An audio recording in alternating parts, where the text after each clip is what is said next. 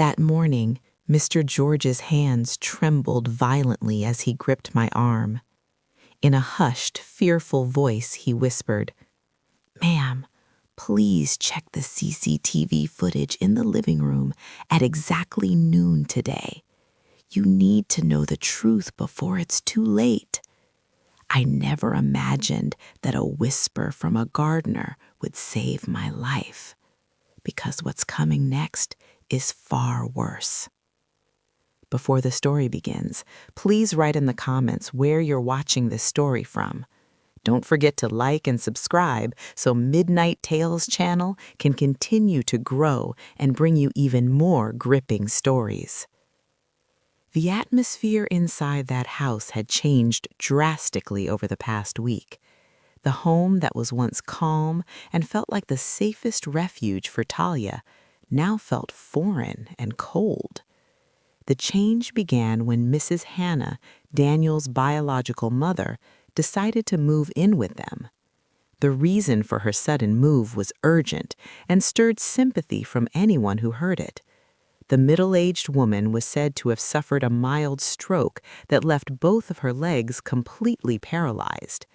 As a devout daughter-in-law, Talia had no reason to refuse. She welcomed her mother-in-law with open arms, prepared the guest room on the ground floor for easy access, and promised to care for her as best she could despite her busy work schedule. But that kindness slowly turned into an unease she couldn't put into words. The first few days passed normally enough, exhausting but manageable. Talia had to wake up earlier each morning to prepare soft porridge and medications before heading to work. Daniel seemed deeply concerned about his mother's condition. His usually cheerful face now looked gloomy and weighed down. Whenever Talia asked what was wrong, Daniel only said he was worried about his mother's health and about his property business, which was experiencing some setbacks. Talia believed him. She knew Daniel was a responsible man. Though sometimes too gentle and indecisive, something still felt off. Every time Talia came home and met Mrs. Hannah's gaze, she felt watched by sharp, probing eyes. Not the eyes of a helpless mother in need of care. That discomfort intensified at night. The large house, inherited from Talia's grandfather, had a long hallway connecting the living room to the bedrooms. Since Mrs. Hannah moved in, Talia often woke up in the middle of the night to strange sounds, heavy, steady footsteps pacing back and forth in the living room. At first, she assumed it was Daniel, restless over work stress, but when she turned to her side, Daniel was fast asleep, softly snoring. She tried to stay positive. Maybe it was rats. Maybe the old wooden floors expanding from temperature changes. But the footsteps were too rhythmic, too deliberate. They sounded like an adult walking confidently. One night, Talia gathered her courage and quietly stepped out of the bedroom. Her heart pounded as she tiptoed down the dark hallway. The footsteps stopped the moment she touched the doorknob. She turned on the living room light.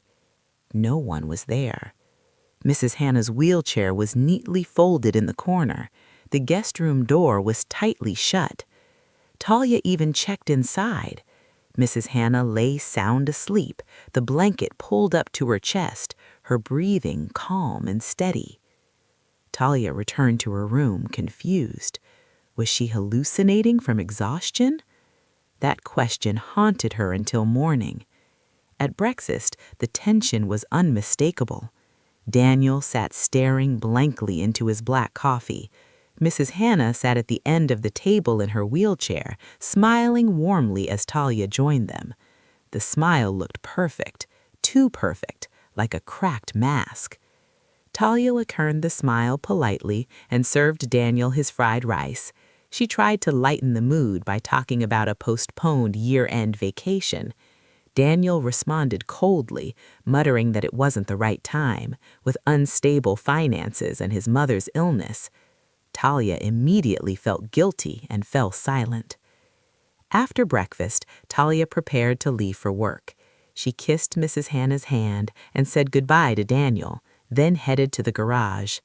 Outside, Mr. George, the gardener who had worked for Talia's family since her grandfather's time, was sweeping fallen leaves. Mr. George was loyal, honest, and rarely spoke. But this morning, something was wrong. He looked nervous, sweeping the same spot repeatedly. His eyes darted toward the front door, as if checking whether someone was watching. As Talia approached her car, Mr. George suddenly dropped his broom and hurried towards her. His face was pale, cold sweat soaked his temples. His hands trembled as he grabbed her arm, something he had never done in decades of service. Talia was about to ask if he was ill, but Mr. George pressed a finger to his lips, signaling her to stay silent. He glanced sharply toward the living room window to make sure neither Daniel nor Mrs. Hannah was watching. Breathing heavily, he whispered that Talia's life might be in danger. He begged her not to ask questions and gave her only one instruction. She had to watch the CCTV footage in the living room at exactly 12 p.m. Talia frowned. Months earlier, she had installed a hidden CCTV camera behind a large painting for security. Only she had access to it. Daniel had completely forgotten it existed. Mr. George refused to explain further, fearing he might be overheard. He stressed that she must watch the footage at noon, when Daniel usually returned home to give his mother medication. After that, he stepped back, picked up his broom, and pretended nothing had happened. Talia stood frozen beside her car, her heart racing. The unease she'd felt all week exploded into full-blown suspicion. The drive to work felt endless. Mr. George's terrified face replayed in her mind. She'd known him since childhood. He never lied. At the office, Talia tried to act normal, but her eyes kept drifting to the clock. At 11:50 a.m., she excused herself to the restroom, claiming a stomachache. Inside a locked stall, her hands shaking, she opened the CCTV app. At 12 p.m., the feed connected. The living room appeared on her screen. Then the guest room door opened. Talia held her breath. Mrs. Hannah walked out without a wheelchair. She moved confidently, stretching her arms and twisting her waist like someone full of energy. No weakness, no paralysis. Talia covered her mouth to stifle a scream. Then the front door opened. Daniel walked in. Instead of shock, he smiled broadly and embraced his mother. They laughed together, freely, triumphantly. Through the CCTV's sensitive audio, Talia heard Daniel ask her mother if she had taken her vitamins. Mrs. Hannah laughed and said she was tired of pretending to be weak in front of Daniel's foolish, easily deceived wife. She sat on the couch, casually propping her legs on the table, something impossible for a paralyzed stroke patient. Then she looked at Daniel and began discussing something that made Talia's blood run cold. Mrs. Hannah asked about the progress of Daniel's business debts. She urged her son to resolve the financial mess as soon as possible, warning that the debt collectors were growing impatient. Daniel replied with clear frustration, saying he needed a little more time. Then came the sentence that struck Talia like a bolt of lightning in broad daylight. The old woman said they needed to speed things up. She suggested increasing the dosage of the substance mixed into Talia's nightly drinks so the effects would work faster. With chilling calmness, Mrs. Hannah explained that if Talia were to die suddenly, whether from an undetected heart attack or poisoning, then all of her assets and her late grandfather's land inheritance would legally fall into Daniel's hands as the sole heir. That way, Daniel's mounting business debts would be wiped clean and they could live in luxury. Talia listened with her entire body trembling violently. A wave of intense nausea churned in her stomach. All this time, she had been sleeping beside the enemy. Her own husband, the man she loved and trusted, had conspired with his mother to murder her for wealth. Mrs. Hannah's illness had been nothing more than a disguise, allowing her to live in the house and supervise the poisoning firsthand. Daniel's apparent depression was merely an act to draw out Talia's sympathy and lower her guard. Every ounce of kindness, care, and patience Talia had given them was being repaid with a cold-blooded murder plot. On the CCTV screen, Talia saw Daniel nod in agreement with his mother's suggestion. He said he would make sure Talia drank the mixture completely that very night. Talia turned off her phone. She couldn't bear to see or hear another second. Leaning against the cold restroom wall, she struggled to steady her breath. Deep sorrow mixed violently with burning rage. She wanted to cry, scream, and confront them immediately. But her sharp mind quickly took control. If she went home now in anger, they would deny everything. They would twist the truth and might even resort to physical violence now that their cover was at risk. Talia realized she couldn't act recklessly. She was in danger, but she had one advantage now. She knew the truth. Talia wiped her tears away roughly and stared at her reflection in the mirror. Her face was pale, but her eyes burned with determination. She would not allow herself to become a victim. She remembered her grandfather, who had always taught her never to surrender to injustice. That inheritance was a trust she had to protect, not something to hand over to a deceitful husband and a wicked mother-in-law. Straightening her clothes, Talia left the restroom. Her steps felt heavier, but surer. She had to return home, pretend she knew nothing, and play the role of the foolish wife while quietly preparing her counterattack. The game had just begun, and Talia swore she would be the one who won, not them. Talia parked her car in the garage, her emotions in turmoil. The house that once felt warm now looked like a wolf's den, ready to devour her at any moment. She took several deep breaths inside the car, trying to calm her erratic heartbeat. She needed to wear a flawless mask of composure. If she showed even a hint of fear or suspicion, Daniel and Mrs. Hannah's plan could escalate into outright violence. Turning off the engine, Talia grabbed her work bag and walked into the house with a forced smile stretched tightly across her face. As the door opened, she was met with a sight that instantly made her nauseous. Daniel was sitting on the sofa, gently massaging the legs of his paralyzed mother. It was a touching display of filial devotion, if only Talia hadn't seen the CCTV footage earlier that day. Daniel looked up and smiled warmly at her. He stood, leaned in, and pressed a soft kiss to her forehead, a kiss that now felt cold and venomous. He asked sweetly how her day at the office had gone.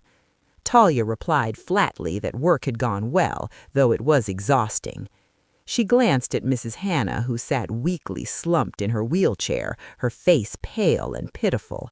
The old woman offered a faint smile, pretending to be helpless. Talia felt sick at the performance, an Oscar-worthy act. Inside, she screamed to expose them both, but reason restrained her. She had to play this carefully. Talia excused herself to shower and change, claiming her body felt sticky from a long day at work. Dinner was torture for Talia. She chewed her food as if swallowing gravel. Daniel talked enthusiastically about his hopes for the business to recover soon, and Mrs. Hannah chimed in occasionally with wise advice about patience. Talia simply nodded, avoiding their eyes. After dinner, they moved to the living room. This was the moment Talia feared most. Mrs. Hannah excused herself to the kitchen in her wheelchair, saying she wanted to get something special for her daughter-in-law. Talia sat stiffly beside Daniel, her fingers clutching the hem of her shirt. Daniel wrapped an arm around her shoulders and whispered that his mother cared deeply for her and wanted her to stay healthy so they could soon have children. Not long after, Mrs. Hannah returned carrying a tray with a glass of dark, steaming liquid. The sharp scent of herbal tonic filled the room, masking anything else that might have been mixed into it. With a fabricated motherly smile, she handed the glass to Talia. She said it was a powerful ancestral herbal remedy passed down through generations, excellent for fertility and stamina, especially for hard-working women like Talia. She urged Talia to drink it while it was still warm. Daniel joined in, saying he had already drunk his portion earlier that afternoon and felt refreshed. Talia stared at the murky liquid in horror. She knew poison hid within it. She accepted the glass, deliberately letting her hands tremble slightly. Her mind raced, searching for a way to avoid drinking it without raising suspicion. She couldn't refuse outright. That would alert them. She brought the glass to her lips, pretending to smell it. Mrs. Hannah and Daniel watched intently, their eyes gleaming with anticipation. Cold sweat trickled down Talia's back. Suddenly, their pet cat darted past the table leg. A reckless idea flashed in her mind. As Talia was about to drink, she deliberately kicked the table leg hard, pretending to be startled by the cat. Her body lurched, and the glass slipped from her hand. The thick glass hit the tiled floor with a sharp, shattering crash. The hot liquid splashed everywhere, soaking the carpet and spilling over a snake plant in the corner. Talia let out a small scream, acting shocked and regretful. Mrs. Hannah's face instantly turned red with rage. Her eyes widened furiously, her body tensing as if she were about to leap out of the wheelchair and strike Talia. But Daniel quickly grabbed his mother's shoulders, signaling her to stay calm and maintain the disguise. Talia apologized repeatedly in a pitiful voice, crouching down to collect the broken glass. She blamed her clumsiness from exhaustion. Daniel let out a long breath, masking his disappointment over the failed plan. He helped Talia up and said calmly, "It's all right, just a small accident." Mrs. Hannah snorted harshly, muttering about the expensive remedy being wasted. Claiming exhaustion, she wheeled herself toward her bedroom with movements far too rough for a supposedly sick woman. Talia quietly cleaned up the spilled liquid with tissues. An overwhelming sense of relief washed over Talia. She had narrowly escaped death that night. The next morning, the evidence of the crime lay in plain sight. Before leaving for work, Talia checked the snake plant in the corner of the living room, the one that had been splashed with the herbal drink the night before. The plant, known for its resilience and near indestructibility, was now in horrific condition. The thick green leaves that had stood tall just yesterday were wilted, yellowed, and covered with blackened patches, as if burned by harsh chemicals. The stem had turned soft and rotten in less than a single night. Talia shuddered. If a plant that hardy could die within hours, she could only imagine what would have happened to her internal organs had she consumed that poison every night. She discreetly took photos of the dead plant as evidence, then left for work with a burning determination to retaliate against her husband and mother-in-law's cruelty. Talia's long-awaited opportunity arrived 2 days later. That morning at breakfast, Daniel announced that he would be taking his mother to a reflexology therapy clinic outside the city, supposedly excellent for stroke patients. They claimed they would be gone all day and might not return until late evening. Talia knew it was a lie. More likely, they were going out to enjoy themselves or to handle something related to their wicked plan without her interference. Talia pretended to be disappointed that she couldn't come along due to an important meeting at the office. She waved them off at the front door, waiting until Daniel's car disappeared at the far end of the residential road. The moment they were gone, Talia did not go to work. She called her secretary and took an emergency day off, claiming she was ill. She locked the front gate and all the doors tightly. The house was hers alone for the next few hours. Her target was Daniel's study. The room was located on the second floor, tucked away at the far end of a rarely used hallway. Daniel had always forbidden Talia from entering it, claiming it contained confidential client documents. Once she had respected that privacy. Now she knew it was nothing more than a wall hiding rot. The door was locked, but Talia had prepared. The day before, while Daniel was showering, she had found a spare key hidden in the dresser drawer. With slightly trembling hands, she unlocked the door and stepped inside. The smell of cigarette smoke and dust hit her immediately. The room was a mess, paperwork scattered across the desk and floor, a sharp contrast to Daniel's always polished appearance. Talia began searching through Daniel's desk drawers. In the first drawer, she found stacks of overdue bills. Her eyes widened as she read the numbers. The letters came from banks, illegal online lenders, and even private loan sharks. The total debt amounted to millions of dollars. Daniel's so-called booming property business had been completely bankrupt for over a year. The monthly funds Talia had provided for investment had all gone toward paying interest and funding her mother's lavish lifestyle. Talia kept searching. She was sure there was a more specific reason they were targeting her life now. In the bottom drawer, secured with a small padlock, she found a dark brown leather folder. She pried the lock open with a screwdriver. Inside was a document she recognized instantly. It was the land certificate for her late grandfather's inheritance, a vast piece of land in the hills known as Green Valley Estate. Talia had inherited it, but she never knew its true value. It had long been considered idle, unproductive land. Attached behind the certificate was a proposal from a global multinational bottled water corporation. Talia's eyes widened as she read. Beneath her grandfather's land lay a massive source of pure natural spring water, rich in rare minerals and extremely valuable. The company was offering to purchase the land for an astronomical price, so many zeros that Talia felt dizzy. The value of the land was dozens of times greater than Daniel's total debt. Now everything made sense. If Daniel and Mrs. Hannah managed to sell the land, they wouldn't just clear the debt, they'd live in luxury for generations. On the final page of the proposal was a signature column. The company's side was already signed, the owner's signature line was blank, except for one printed name, Talia. Tucked between the pages, she found a handwritten note from Daniel.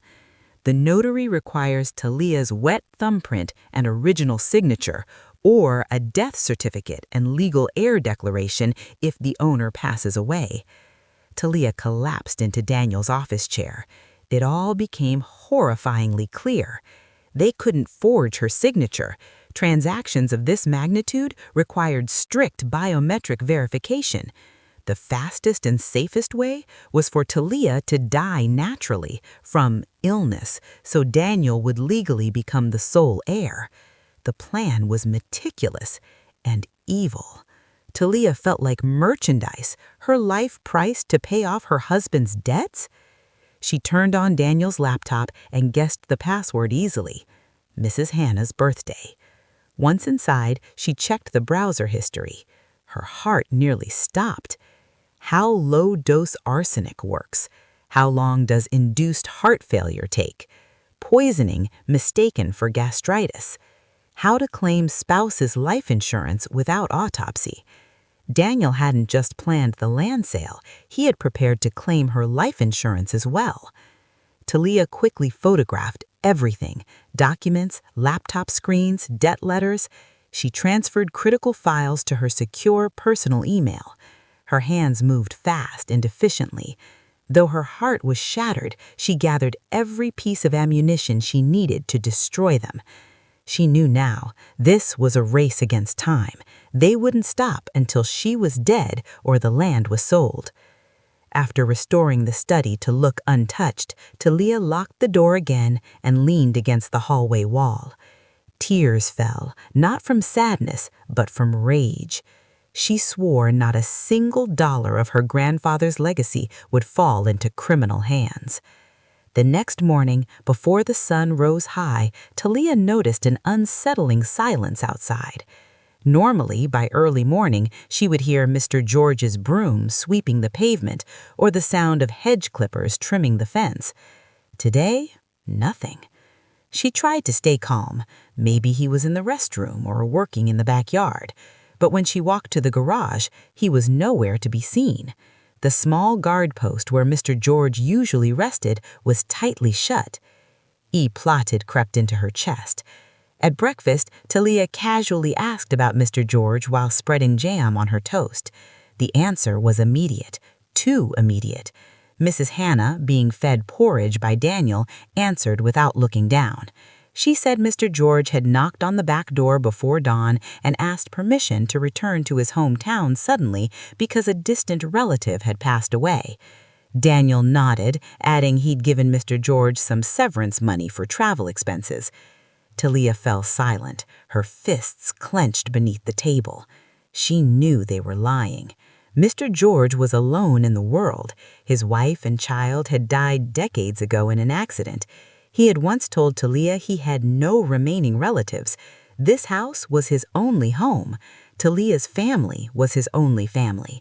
He would never leave without saying goodbye, especially not for a relative who didn't exist. Talia understood. Mr. George's disappearance was tied to what he knew. His life was now at stake. She finished breakfast quickly, pretended to believe their story, and left for work. Once safely inside her car, out of sight of the house, Talia pulled out her phone. Years ago, she had given Mr. George her old phone for emergencies. On a whim, she had activated location tracking through her Google account, just in case he misplaced it. Now her heart pounded as she opened the tracking app. A red dot blinked on the map. Not at a bus terminal, not at a train station. It was in a deserted industrial area about 6 miles from her house. She zoomed in. The signal stopped at an abandoned warehouse complex, an old textile factory long bankrupt. Talia remembered the place. It belonged to a distant relative of Daniel's family, also drowning in debt. Without hesitation, Talia turned the steering wheel. She wasn't going to the office. She was going to save Mr. George. Fear for his safety overpowered fear for her own life. At the location, the atmosphere was eerie. Tall weeds covered the rusted grounds. Talia parked her car behind bushes and crept toward the main warehouse. The door was padlocked from the outside, but a small side window was broken. She climbed onto a barrel and peeked inside. Her heart dropped. Mr. George was tied to a wooden chair in the center of the dusty room. His mouth was gagged, his face bruised and swollen. Talia forced herself to act. She found a back door with broken hinges and kicked it open. The noise echoed through the empty space. Mr. George jolted in fear. Then his eyes widened in disbelief as Talia ran to him. She untied the ropes and removed the gag. He coughed violently, tears streaming down his wrinkled face. In a hoarse voice, he told her everything. The night before, Daniel and 2 hired thugs had dragged him away. They knew he had overheard Mrs. Hannah's phone calls. Mrs. Hannah ordered that he be kept alive until The fear that had haunted her yesterday had now transformed into a cold, calculated courage. Talia was ready to play the next round, a psychological war designed to shatter their minds before destroying them through the law. As she stepped into the house, Daniel and Mrs. Hannah were watching television in the living room. They showed no surprise at seeing Talia home earlier than usual, quickly putting on their familiar masks of warmth and normalcy. That night, Talia was exceptionally sweet. She even brought home Daniel's favorite stuffed pancake dessert from his favorite place. At dinner, Talia launched her first strike. In the middle of the soft clinking of forks and knives, she set her cutlery down and looked alternately at Daniel and Mrs. Hannah with a gaze that was serious yet gentle. She said that she had spent the entire day thinking about life and death, perhaps influenced by the false news about Mr. George's distant relative who had supposedly passed away. She reflected that worldly wealth could not be taken to the grave, and that her late grandfather's land in the Green Valley was merely a trust meant to serve humanity, not personal greed. Daniel stopped chewing, his eyes fixed on Talia with guarded suspicion. Mrs. Hannah froze mid-sip, her glass suspended in the air. Talia continued smoothly. She explained that she intended to donate the entire valley property to a charitable foundation, where it would be developed into the largest orphanage in the city. She added casually that she had already contacted the foundation earlier that afternoon and that they were extremely enthusiastic. The legal transfer process, she said, would begin the day after tomorrow. She felt relieved, happy even, to do something meaningful before growing old. Her words landed like a bomb on the dining table. Daniel choked violently on his food, coughing hard as his face flushed red with panic and rage. Mrs. Hannah, shocked beyond control, instinctively slammed her supposedly paralyzed foot against the floor. Thud. The sound was loud and unmistakable. Talia glanced briefly at the foot, then pretended not to notice as she hurried to pat Daniel's back. Mrs. Hannah quickly pulled a blanket over her legs, her face turned deathly pale. Their plan to sell the land to repay millions of dollars in debt was collapsing before their eyes.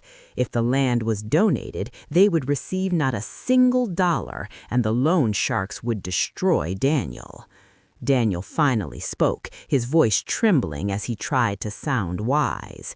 He said Talia's intention was noble, but perhaps it deserved reconsideration. He argued that the land was a valuable family asset. Maybe it could be used for business first, with part of the profits donated later. Mrs. Hannah chimed in, her tone sharper than she intended.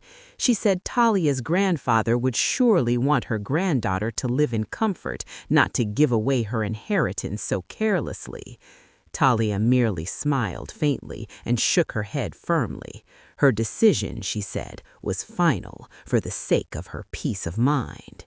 She deliberately emphasized those words while locking eyes with Mrs. Hannah, forcing the old woman to look away. After the tense dinner, Talia retreated to her bedroom, but she did not sleep. She knew the bait had been taken. She picked up her phone and monitored the CCTV feed. Just as she expected, Daniel and Mrs. Hannah soon gathered in the guest room. There was no laughter this time, only a fierce, hushed argument filled with raw emotion. Through her earphones, Talia heard Mrs. Hannah viciously berating Daniel, calling him incompetent for failing to control his wife. She was in full panic mode. Mrs. Hannah said they no longer had time to poison Talia slowly. If Talia signed the donation papers the day after tomorrow, they were finished. Daniel broke down, crying in desperation, terrified of being hunted down by loan sharks once the land was gone. In that moment of panic, Mrs. Hannah made a drastic decision. She ordered Daniel to act decisively. No more low-dose poison tomorrow night. Mrs. Hannah instructed him to stage a home robbery or a fatal accident on the staircase. They had to kill Talia before the donation documents were signed. Any way necessary. Talia recorded every horrifying word.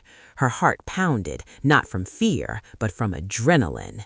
She had just obtained a clear confession of premeditated murder. This evidence alone was enough to send them to prison for life. She removed her earphones and saved the recording to 3 different cloud storage accounts, ensuring it could never be erased. Staring at the ceiling, she imagined her grandfather's face. She felt as though he was watching over her from above. Tomorrow night would be the climax. Daniel and Mrs. Hannah would attempt to kill her, but they had no idea that Talia was staging the final act, a stage where their masks would be ripped away under the full weight of the law. Talia closed her eyes, gathering her strength for the final performance, one she intended to execute flawlessly. The next morning, sunlight streamed brightly through the glass windows of the dining room. Yet the tension inside the house was suffocating. Daniel looked utterly wrecked, dark circles under his eyes betraying a sleepless night, haunted by his mother's command to murder his own wife. Mrs. Hannah sat rigidly in her wheelchair, her eyes tracking Talia's every movement with predatory vigilance. They were like tigers waiting to pounce, searching for the perfect moment to carry out their crime before Talia could donate the land. Talia sensed the danger and smiled, as if a tremendous burden had just been lifted from her shoulders. In the heavy silence of breakfast, Talia set down her spoon and looked at her husband and mother-in-law with fabricated affection. In a soft voice, she broke the silence. She said she hadn't slept all night, consumed by guilt over her donation plan. She confessed that giving away family property while her husband struggled financially felt wrong. For her, family came first. Helping her husband, she said, was a wife's greatest duty. Therefore, she had decided to cancel the donation to the Orphanage Foundation. Instead, she would transfer full ownership of the Green Valley land to Daniel so it could be sold to fund his business and pay off his debts. The reaction was explosive. Daniel's gloomy face instantly lit up, his eyes wide with disbelief at the sudden stroke of fortune. His hands trembled so badly that he dropped the bread he was holding. Mrs. Hannah's murderous tension melted into sickly sweetness. She praised Talia as the most devoted daughter-in-law and a righteous, obedient wife. Their murder plan, carefully constructed the night before, was immediately abandoned. Why risk murder and police involvement when Talia was willingly handing everything over? Their greed erased all caution. Talia capitalized on their euphoria. She said to ensure everything was legal and efficient, she had contacted their trusted family lawyer, Mr. George, who would come to the house that very evening. She wanted the asset transfer signed during a special family dinner. Daniel and Mrs. Hannah agreed enthusiastically. To them, tonight would be a victory celebration. Daniel even called several debt collectors, arrogantly promising full repayment within a week. Talia merely smiled, a smile they failed to understand. That afternoon, the house buzzed with preparation. Talia ordered premium catering from their favorite restaurant. The dining table was elegantly set with candles and fresh flowers, creating an atmosphere of warmth and romance. Daniel wore his finest shirt, hair perfectly styled, looking every bit the successful businessman about to receive a massive cash infusion. Mrs. Hannah demanded her best outfit and remaining gold jewelry, eager to appear authoritative during the signing. They had no idea they were dressing for their own downfall. Talia observed everything with icy calm. She made sure the recording devices and projector were discreetly hidden behind the dining room decor. Exactly at nightfall, the doorbell rang. Talia opened the door to welcome Mr. George, impeccably dressed in a formal suit, carrying a briefcase filled with legal documents. But Mr. George did not arrive alone. He brought two well-built male assistants, introduced as independent witnesses from the notary's office. Daniel and Mrs. Hannah greeted them warmly, completely unaware that the two assistants were undercover police officers arranged at Talia's request. They all sat down, enjoying appetizers amid light conversation and fake laughter. After dinner, the atmosphere shifted. Mr. George placed a stack of documents on the table. They were the legal papers transferring ownership of the Green Valley land from Talia to Daniel. Daniel and Mrs. Hannah's eyes gleamed. His mouth fell open. His hands shook so violently that the pen slipped from his fingers and rolled across the table. Mrs. Hannah looked like someone having a real heart attack. Her eyes bulged as she stared at the screen, her breathing ragged and uneven. But the terror was not over. The slide changed to footage from the previous night, recorded in the guest bedroom. Their violent argument played out clearly. Mrs. Hannah's voice ordering Daniel to kill Talia echoed through the speakers.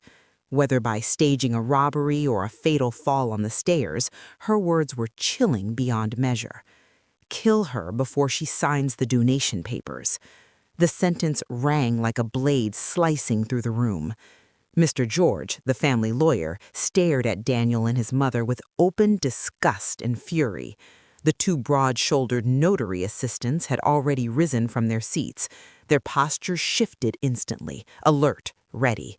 Talia stood tall at the end of the table, her gaze fixed on her husband and mother-in-law, cold enough to pierce bone. There was no sweet smile left, no obedient wife, only the face of a woman who had been betrayed and now demanded justice. In a firm, commanding voice, Talia declared that there would be no signing tonight and there would never be any transfer of her grandfather's inheritance to cold-blooded killers like them. Panic seized Mrs. Hannah. Her survival instinct erased the last remnants of her performance. Cornered and terrified by the overwhelming evidence, she suddenly stood up from her wheelchair. She jumped to her feet and attempted to run toward the back door. Mr. George shook his head in disbelief. The woman who had been pitied for her paralysis was now running faster than a healthy adult. Mrs. Hannah screamed hysterically, shouting that all the recordings were fake, fabricated lies. But the simple fact that she stood upright became the most damning evidence of all, witnessed by everyone in the room. Seeing his mother unravel, Daniel lost control. He lunged toward the table, reaching for the documents, perhaps to tear them apart, perhaps to attack Talia. He never got the chance. One of the notary assistants moved instantly, twisting Daniel's arm behind his back. He pulled out a pair of handcuffs from underneath his jacket and snapped them shut around Daniel's wrists. The second assistant chased Mrs. Hannah, who had barely made it a few steps, and restrained her with ease. Her screams and curses filled the room, clashing grotesquely with the soft classical music still playing from the speakers. Mr. George then spoke in an official tone. He introduced the two assistants as detectives from the Major Crimes Division who had been coordinating with Talia since the previous day. He explained that the video and audio evidence was more than sufficient to charge them with multiple crimes: fraud, falsifying medical conditions, and attempted premeditated murder, offenses carrying extremely severe penalties. Daniel collapsed instantly. His legs gave out, and he sank onto the floor. He looked up at Talia with pleading eyes, calling her name in a broken voice, desperately hoping that some fragment of love remained to save him. Talia walked toward him. She looked down at the man she had once loved without a slightest trace of pity. She told him that the love she once had died the same day they poisoned the snake plant in the corner of the house. She said Daniel had failed, not only as a businessman, but as a husband, as a son, and as a human being. Then Talia turned to Mrs. Hannah, who was still struggling and blaming her son. In a low but razor-sharp voice, Talia whispered that Mrs. Hannah's acting had been impressive, but unfortunately, the audience had been far more intelligent. What was supposed to be a victory celebration turned into a living nightmare. The police began escorting Daniel and Mrs. Hannah out of the house toward the patrol cars already waiting outside the gate. Neighbors emerged from their homes, drawn by the noise, watching as the handsome Daniel and his pious-looking mother were dragged away like high-profile criminals. Talia stood at the doorway watching it all with overwhelming relief. The crushing weight on her chest, borne for weeks, finally disappeared. She had reversed her fate. She was no longer a victim. She was the victor. and the monsters had been sent where they belonged, behind bars. The dining room, once elegant with candlelight and gourmet aromas, was now a scene of humiliating chaos. Mrs. Hannah's hysterical screams echoed through the house, filling the corners that had long hidden their darkest secrets. The maternal mask she had worn so carefully shattered completely, revealing a face twisted with terror, rage, and desperation. She continued screaming, accusing Talia of orchestrating an elaborate trap. But the projector screen still played the footage, clear recordings of her plotting murder, rendering every denial absurd and futile. Meanwhile, Daniel sat helplessly on the floor, his cuffed hands behind his back. His once handsome face was drenched in cold sweat and tears of fear. He stared at his mother with a hollow gaze, as if only now realizing that the woman he had blindly obeyed had dragged him into total ruin. One of the officers read his rights loudly and clearly. Daniel heard nothing. His mind was empty, filled only with visions of prison bars and a bleak, irreversible future. When his eyes met Talia's, he tried to beg for mercy. The words died in his throat. Talia's eyes, once warm and full of love, were now ice cold. She no longer looked at him as a husband, but as something repulsive. In the midst of the chaos, a tragic blame game erupted. Feeling increasingly cornered, Mrs. Hannah suddenly pointed at Daniel. In a shrill voice, she shouted to the police that she was innocent. She claimed she was merely an old woman forced by her gambling-addicted son to participate in the scheme. She swore on God's name that the poisoning plan and the fake paralysis had been Daniel's ideas. She accused him of threatening to abandon her in a nursing home if she refused to cooperate. The false confession, a mother betraying her own son, left the entire room stunned. Talia shook her head, astonished at how low the old woman's morals sank in her attempt to save herself. Hearing her mother's accusations, Daniel suddenly exploded with rage. He struggled against the officers and screamed back at her. He exposed every dirty secret they'd buried for years. With a hoarse, emotional voice, Daniel confessed that his crushing debts were not only due to business failure, but to his mother's absurd lifestyle. He shouted that the capital he borrowed from banks and investors had been drained by Mrs. Hannah's obsession with designer handbags, diamond jewelry, and luxury cosmetic clinics to maintain her socialite image. He admitted turning to online gambling under pressure from her sky-high credit card bills, and when he lost, it was his mother who devised the plan to murder Talia and seize the Green Valley inheritance. The argument between mother and son was both humiliating and deeply satisfying for Talia. All the rot hidden behind polite smiles and moral lectures spilled into the open. They tore each other apart without a shred of familial affection left. The police allowed the argument to continue briefly, recording every spontaneous confession as additional evidence, before ordering them to remain silent and escorting them out. Mr. George carefully gathered all documents and CCTV recordings. He gently patted Talia's shoulder, a silent reassurance that the hardest part was over. Outside, the scene was no less dramatic. Red and blue patrol lights cut through the darkness of the quiet neighborhood. Curious neighbors gathered, whispering, pointing, filming with their phones. Shame crashed down on Daniel and Mrs. Hannah. The woman who had carefully cultivated an image of respectability and religious devotion now walked in handcuffs, escorted like a hardened criminal. She bowed her head, trying to shield her face from the neighbors' cameras, but everyone had already seen the truth. The whispers and disgusted stares hurt more than any physical blow. Yet the shocks were not over. Just before they were pushed into the patrol car, a black sedan stopped behind it. The door opened. A man stepped out, someone they never expected to see again. Mr. George's former driver, Mr. Eugene, emerged with the help of an officer. Though his face was bruised and his walk unsteady from captivity, his gaze was steady as he faced his former employers. Seeing him alive, Daniel froze as if seeing a ghost. His body trembled violently. The one hope they had left, the silenced witness, had survived. Mrs. Hannah collapsed. The legs that had run moments now truly failed her. She knew his testimony would be the final nail in her coffin. Mr. Eugene walked past them and approached Talia. He bowed respectfully, his eyes glistening with relief at seeing her safe. Talia took his hand firmly, a silent signal that justice had prevailed. The police shoved Daniel and Mrs. Hannah into the patrol car. The doors slammed shut, severing them from the luxurious life they had built on the suffering of others. Talia stood on the porch, watching the convoy disappear. The fading siren sounded like a victory anthem. She did not cry. Her tears had dried the day she watched the first CCTV recording. What remained was emptiness, slowly filled by overwhelming relief.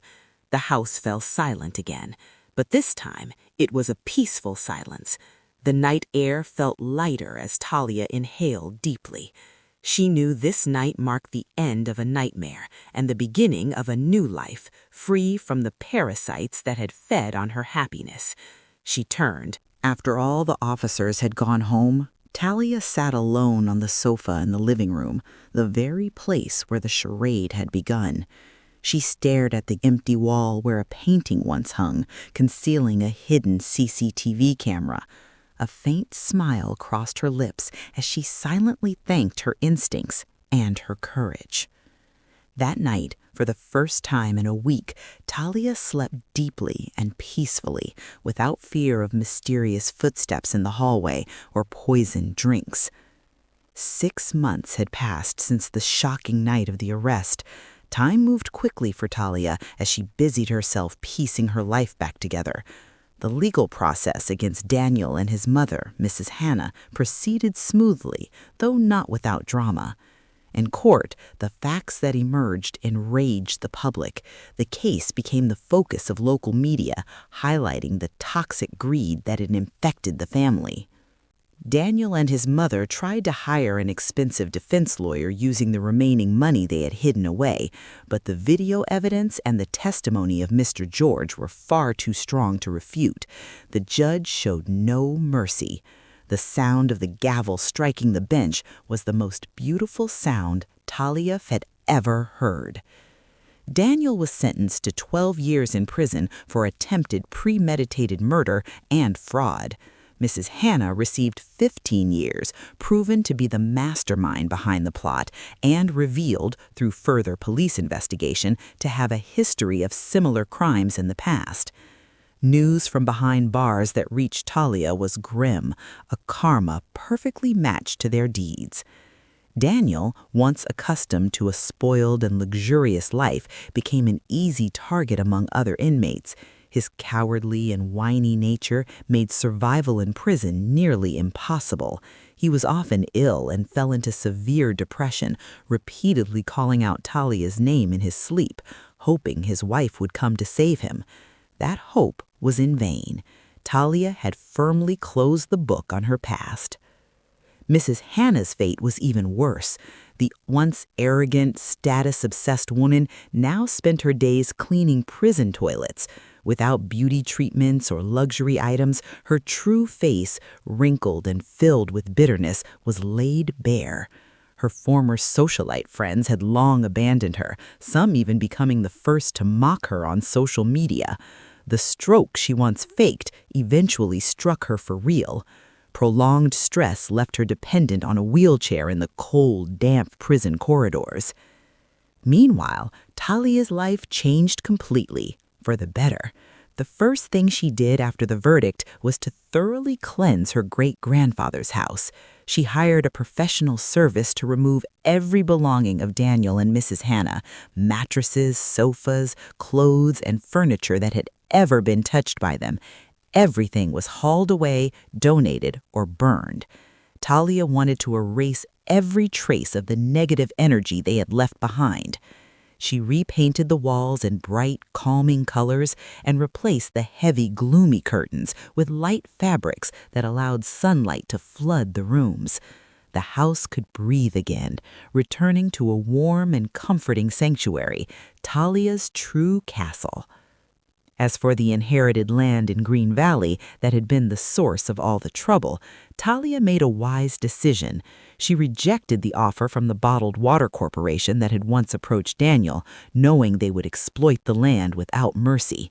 Instead, she sold it to an ecotourism development consortium committed to environmental preservation. The price was slightly lower than the first offer, but still an extraordinary sum, enough to ensure Talia and her future generations could live comfortably without financial worry.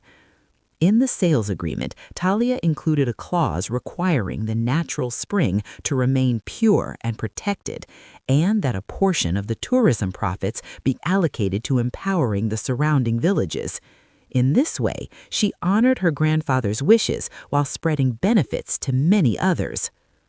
Part of the proceeds was used to repay the greatest debt of gratitude in her life, to Mr. George. Talia renovated his modest house in his hometown into a comfortable, dignified home. She also sent him on an Umrah pilgrimage, a lifelong dream he had never been able to fulfill. Mr. George no longer worked as a gardener holding a broom. Talia appointed him head of security for her home and newly acquired properties. Wearing a neat uniform, he led younger security staff with authority and pride. A joyful smile never left his weathered face. He often told anyone who would listen that Talia was no longer just his employer, but like a daughter sent by God to save his old age. That morning, the atmosphere on Talia's back terrace was serene. Sparrows chirped cheerfully, welcoming the warm morning sun. Talia relaxed in her new rattan chair, dressed comfortably. In her hand, a cup of authentic chamomile tea released a fragrant wisp of steam. She sipped it slowly, savoring the warmth flowing down her throat. Pure, untainted, a taste of true freedom. On her lap, a tablet displayed the latest economic news about the successful progress of the Green Valley ecotourism project. Talia smiled with satisfaction. She had not only saved her own life, but transformed a curse into a blessing. She set the tablet down and closed her eyes, feeling the gentle breeze brush her face. Memories of the dark days 6 months earlier surfaced when she lived in fear within her own home. That fear was gone. No more mysterious footsteps at night, no more sly, watchful eyes, and no more painful charades to perform. She was now the queen of her own castle, a free woman in full control of her destiny. The bitter experience had forged her into someone stronger, more vigilant, and far more appreciative of herself. Talia opened her eyes and gazed at the clear blue sky. She promised herself to live happily, not to prove anything to Daniel or anyone else, but for herself and for her grandfather.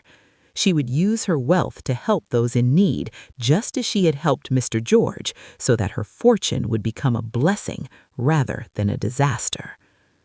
Her phone suddenly rang. A message from Mr. Adrian informed her that the transfer of ownership for all remaining assets confiscated from Daniel's family was complete and legally hers as compensation. Talia read the message calmly, a faint smile appearing on her lips. She turned off her phone, sipped her tea again, and murmured softly to herself, "The game is over, and this time the good ones win." With a light heart, Talia arose from her chair, ready to welcome a new day filled with hope and genuine peace. A full year had passed since the great storm struck Talia's life. Time had proven itself to be the most powerful medicine, healing wounds and serving as the fairest judge in distributing fate. That afternoon, the sun shone brightly over the rolling hills of Green Valley. Despite the heat, the air remained cool thanks to thousands of preserved trees. Today marked the grand opening of the nature tourism area built on her grandfather's land. Hundreds of guests attended, local officials, environmental activists, and villagers who now enjoyed new job opportunities. Standing tall on the podium, Talia wore an elegant batik outfit. Her face radiated authority and calm, far removed from the frightened wife she had been a year earlier. As she cut the ceremonial ribbon, thunderous applause echoed through the valley. She smiled, eyes glistening, looking up at the sky, imagining her grandfather smiling proudly, knowing his land had not fallen into greedy hands, but become a source of life for many. In the front row, Mr. George sat in a neatly tailored batik suit, clapping the loudest of all. His face shone with pride, as if witnessing the success of his own child. His presence reminded Talia that sincerity and loyalty were treasures far more valuable than piles of money or land deeds. In contrast, far away in a grim building surrounded by barbed wire, Daniel sat alone in a narrow prison cell, staring at the cold concrete floor. He looked pitiful, emaciated, his once stylish hair crudely cut and streaked with gray from stress. His handsome face was gone, replaced with exhaustion and regret. It was visiting day, yet no one came to call his name. His gambling friends had long forgotten him, and his relatives were too ashamed to visit. All he could hear was the laughter of other inmates reunited with their families, a sound that pierced his heart, reminding him of the warmth of the home he had destroyed for the sake of his mother's ambition. Mrs. Hannah's fate was even worse. Karma worked with terrifying precision. The woman who once pretended to be paralyzed to deceive her daughter-in-law was now truly helpless, lying in the prison clinic. A second stroke had struck her months earlier, leaving her permanently paralyzed. Her mouth was twisted, her speech impaired, reduced to soft groans of pain. There were no plush beds, no private nurses, and no kind daughter-in-law feeding her warm porridge. Only a prison nurse occasionally visited with an expressionless face to change her IV.